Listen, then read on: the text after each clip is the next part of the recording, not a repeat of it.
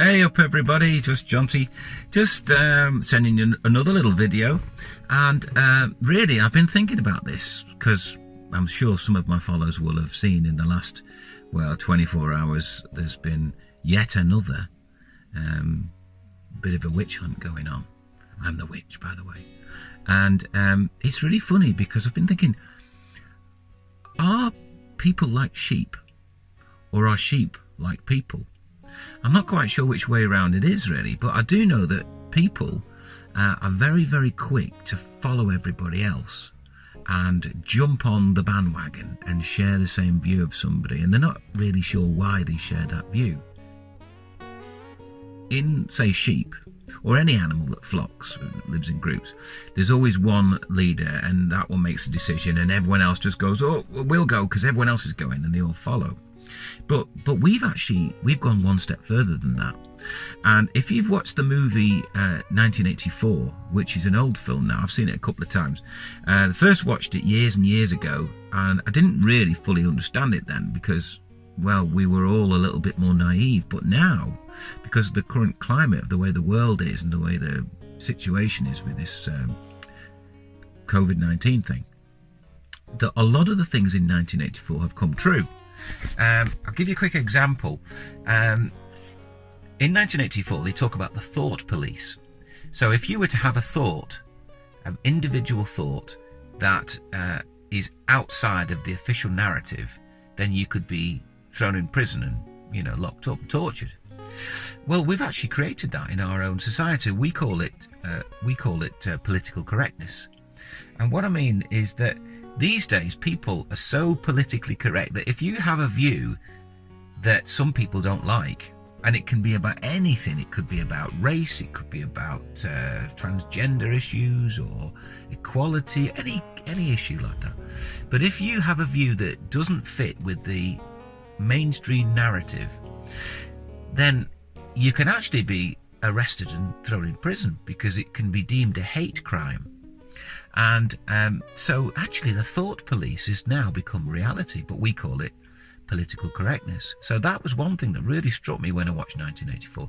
Plus all the screens everywhere, churning out propaganda. And it's the same right now. If you watch any of the mainstream media, television stuff, it's just churning out propaganda constantly. It's the radio, it's the TV. There's a narrative that's being forced on people all the time.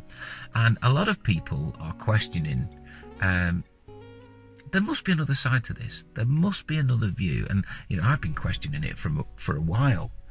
And of course, again, I have to be very careful about how I express my views because some people aren't ready to be open-minded about different views.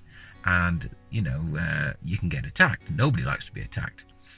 So I limit what I actually put out on social media.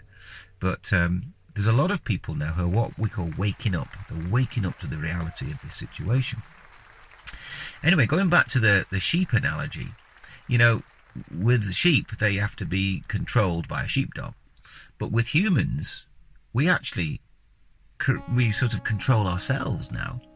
Because in societies and local communities like we've got here, if you're saying something that people don't like, people become self-appointed controllers of the narrative. So because everybody else says it, and then you say something that's slightly different, everyone jumps on you.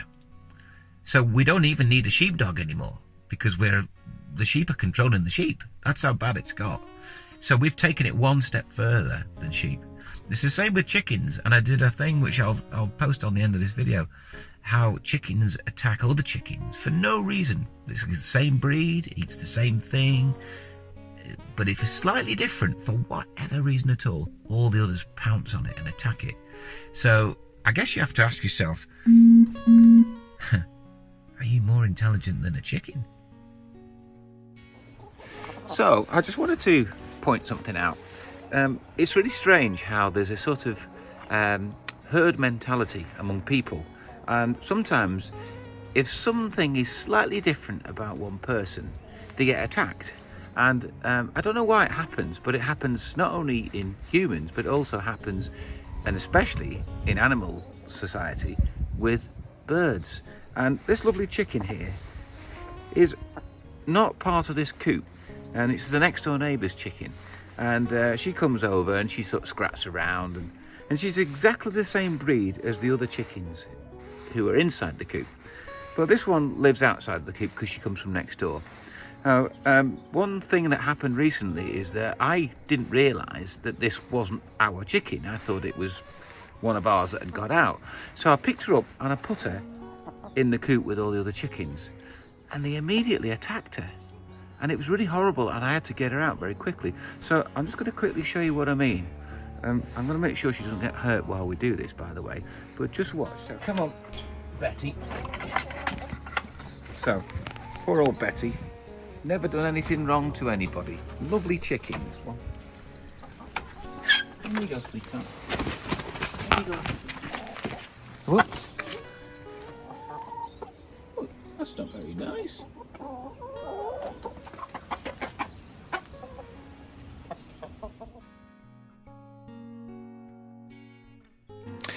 I hate bullies. I always have, and I always will.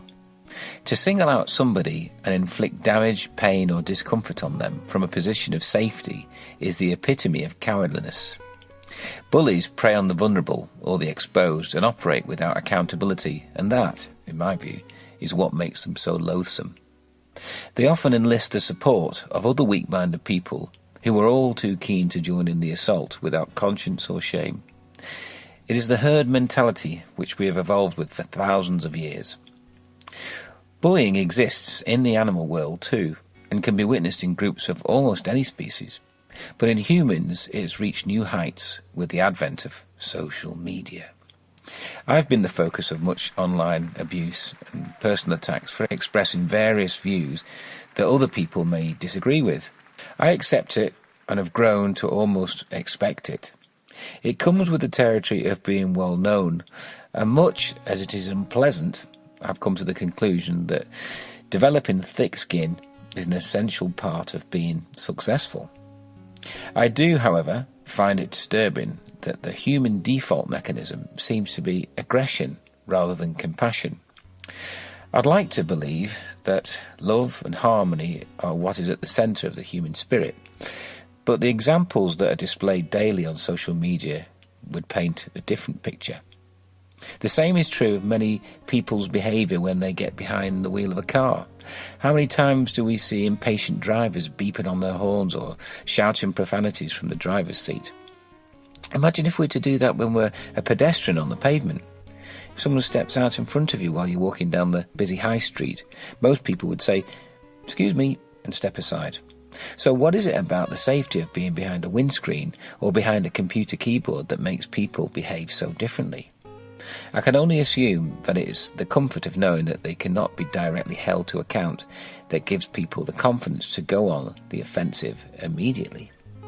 I believe that debate is a good thing. It's how we work things out, swap ideas and different views. Constructive and intelligent discussion is what helps us to understand each other and broaden our horizons. When a difference of opinion breaks down and insults are being hurled, it serves nobody. Name-calling and bad language is the height of ignorance and only highlights a lack of vocabulary and intelligence.